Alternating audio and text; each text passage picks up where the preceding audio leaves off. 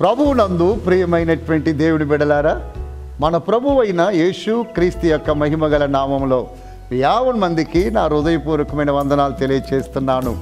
దేవుని మహా కృప కరుణ కటాక్షాల బట్టి గత 2 మాసాలు అద్భుతముగా నడిపింపబడ్డాం. ఈ 3వ మాసములో దేవుని యొక్క కార్యములను గురించి మీతో పంచుకొనుటకు ప్రభు నాకు ఇచ్చిన తరుణమును బట్టి భాగ్యమును బట్టి వందనాలు చెల్లిస్తున్నాను. ఈ దినమందు దేవుని యొక్క లేఖనముల నుంచి రోమీలకు రాసిన పత్రిక 5వ అధ్యాయము 5వ వాక్యమును మీరు గమనించినట్లయితే భక్త పౌలు గారు పరిశుద్ధాత్మ ప్రేరణలో ఇలాగూ రాస్తూ ఉన్నాడు. ఎందుకనగా ఈ నిరీక్షణ మనలను సిగ్గుపరచదు. మనకు అనుగ్రహింపబడిన పరిశుద్ధాత్మ ద్వారా దేవుని యొక్క ప్రేమ మన హృదయములలో కృమ్మరింపబడి ఉన్నది అని చాలా చక్కగా తెలియచేస్తున్నాడు.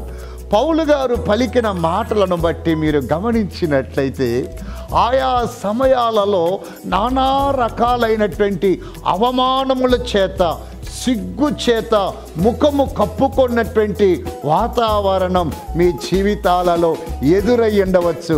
కానీ భక్త పౌలు గారి ద్వారా పరిశుద్ధాత్మ దేవుడు అంటున్నాడు, ఈ నిరీక్షణ మనలను సిగ్గుపరచదు. నిశ్చయముగా దేవుని ఎడల మీరు కలిగి ఉన్నటువంటి నిరీక్షణ ఏనాడు కూడా మిమ్మలను సిగ్గుపరచదు. మీరు ఒక్కసారి ఆదికాండము 37వ అధ్యాయం 2వ వాక్యం మీరు గమనించగలిగినట్లయితే యోసేపుకు 17 సంవత్సరాలు ఉన్నప్పుడు తాను కలిగిన కలలను బట్టి అసూయపరులైనటువంటి అన్నలో కుట్ర చేత యోసేపును ఐగుప్తులోనికి అమ్మివేస్తున్నారు.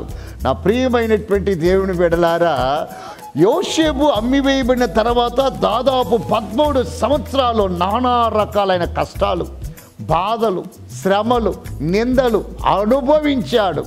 కటకటాలలో ఉన్నప్పుడు ఇద్దరు వచ్చి తమ కలలు చెబుతున్నారు. కటకటాలలో ఉన్నప్పుడు ఇద్దరు వచ్చి కలలు చెబుతూ ఉంటే ఆయన ఏమాత్రము సోలిపోకుండా విస్మరించకుండా వారి కలలకు సమాధానం చెప్పాడు. కారణం ఏంటో తెలుసా? యోసేపు యొక్క జీవితంలో ఒక అద్భుతమైన నిరీక్షణ ఉన్నది. నన్ను పిలిచిన వాడు, నాకు దర్శనమిచ్చిన వాడు నమ్మదగిన వాడు. ఈ నిరీక్షణ నన్ను సిగ్గుపరచదన్న ప్రగాఢమైన నమ్మకముతో ఉన్నాడు. ఆదికాండము 41, 46 మీరు చదువుతున్నప్పుడు యోసేపు ఫరో యొద్దకు తీసుకొని రాబడినప్పుడు 30 సంవత్సరాల వాడు. యోసేపు ఫరో యొద్దకు వచ్చిన ఆ దినమే ఉన్నతమైన స్థితిలోనికి హెచ్చింపబడ్డాడు. ఫరో యొక్క ఇంటికి అధికారి అయ్యాడు. ఫరో యొక్క ముద్రగల ఉంగరమును పొందాడు. 2వ రథమును ఎక్కాడు. ఐగుప్తు దేశం అంతటి మీదకి అధికారి అయ్యాడు.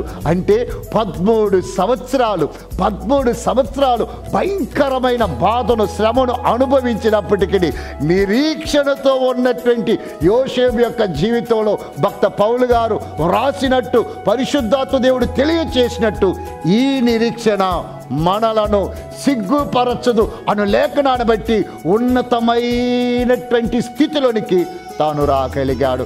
ఖచ్చితంగా ఈ మాటలు వింటూ ఉన్నటువంటి నా ప్రియమైన సోదరులారా, నా ప్రియ ప్రేక్షకులారా, ప్రతిసారి అయ్యో దేవుడు మాట్లాడుతున్నాడే కానీ జరగలేదు, దేవుడు మాట్లాడుతున్నాడు కానీ అనుకూలము కాలేదని కలవరపడుతున్నారా? ఈ దినమందు శ్రీమంతుడకు దేవుడు మనకిచ్చిన వాగ్దాన ప్రకారం మీరు కలిగి ఉన్న ఈ నిరీక్షణ మిమ్మలను సిగ్గుపరచదు. బైబిల్ అంటుంది, నీ ఆశ భంగము కానేరదు. నిశ్చయముగా నీ నిరీక్షణను దేవాతి దేవుడు హానర్ చేసి నిన్ను ఆశీర్వదించేటువంటి సమయము ఇదే. కనుక యోసేపును పోలి నేను సిగ్గునందను. నిశ్చయముగా నా దేవుడు నాకిచ్చిన దర్శనమును, నాకిచ్చిన వాక్కును నెరవేరుస్తాడని నిరీక్షించండి. శ్రీమంతులకు దేవుడు తాని విశేషమైన మేలుతో నింపి అలంకరించునుగాక. God bless you all. చిన్న ప్రార్థన చేసుకుందాం. మహాపరిశుద్ధుడు వగు తండ్రి, రోమీలకు రాసిన పత్రిక 5వ అధ్యాయం 5వ వాక్యము ద్వారా నీ దాసులకు, నా ప్రేక్షకులతో మాట్లాడి నీ దాసులకు నా ప్రేక్షకులను దర్శించి వారు ఎంత కాలముగా ఓపికతో కనిపెట్టుకుని ఉన్నారో వారి యొక్క ఓపికను బట్టి ఓర్మిని పట్టి నాన్న వారి నిరీక్షణ వారిని సిగ్గుపరచుకున్నట్లు ఆకాశ వాక్యములు విప్పి వారు అడిగిన వాటిని అన్నిటిని అనుగ్రహించి మేలుతో నింపి మహిమందమని యేసు క్రీస్తు యొక్క దివ్య నామములో ప్రార్థించి వేడుకుంటున్నాను తండ్రి. ఆమేన్. మన ప్రభువైన యేసుక్రీస్తు నుండి కృపా సమాధానాలు ఆయన మేఘారుడై మధ్యాకాశములో ప్రత్యక్షమయ్యేంత వరకు సదా తోడై నడిపించునుగాక. Amen. Amen. God bless you all.